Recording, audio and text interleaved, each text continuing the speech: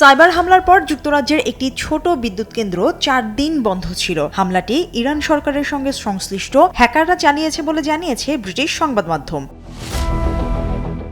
ঘটনাটি ঘটে গত মাসে, তবে ব্রিটিশ সরকার বলছে এতে দেশটির সামগ্রিক বিদ্যুৎ সরবরাহে কোনো ঝুঁকি তৈরি হয়নি। আক্রান্ত কেন্দ্রটি বড় কোনো বিদ্যুৎ কেন্দ্র নয়, ছিল ছোট আকারের একটি জেনারেটর। নিরাপত্তার কারণ দেখিয়ে কেন্দ্রটির অবস্থান বা পরিচয় প্রকাশ করেনি সরকার কিংবা ন্যাশনাল সাইবার সিকিউরিটি সেন্টার।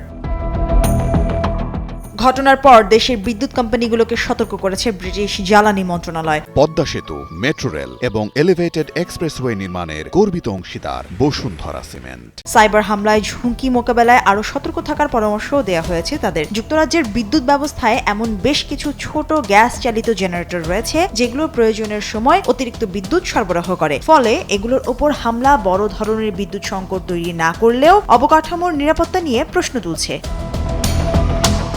বিদ্যুৎ সরবরাহ সুরক্ষিত রাখতে এরই মধ্যে সাইবার নিরাপত্তা বিধিমালা হালনাগাদ করছে ব্রিটিশ সরকার। চলতি বছরের শেষ দিকে নতুন এনার্জি রেজিলিয়েন্স কৌশলও প্রকাশের প্রস্তুতি চলছে। ইরানকে দীর্ঘদিন ধরে সক্ষম সাইবার শক্তি হিসেবে বিবেচনা করা হয়। চলতি বছর যুক্তরাষ্ট্রের সঙ্গে সংঘাতের মধ্যে ইরান ঘনিষ্ঠ হ্যাকারদের হামলার আশঙ্কায় পশ্চিমা দেশগুলো সতর্ক অবস্থানে রয়েছে। তবে এখন পর্যন্ত বড় ধরনের সাইবার হামলার তৎপরতা তুলনামূলক কমই দেখা গেছে।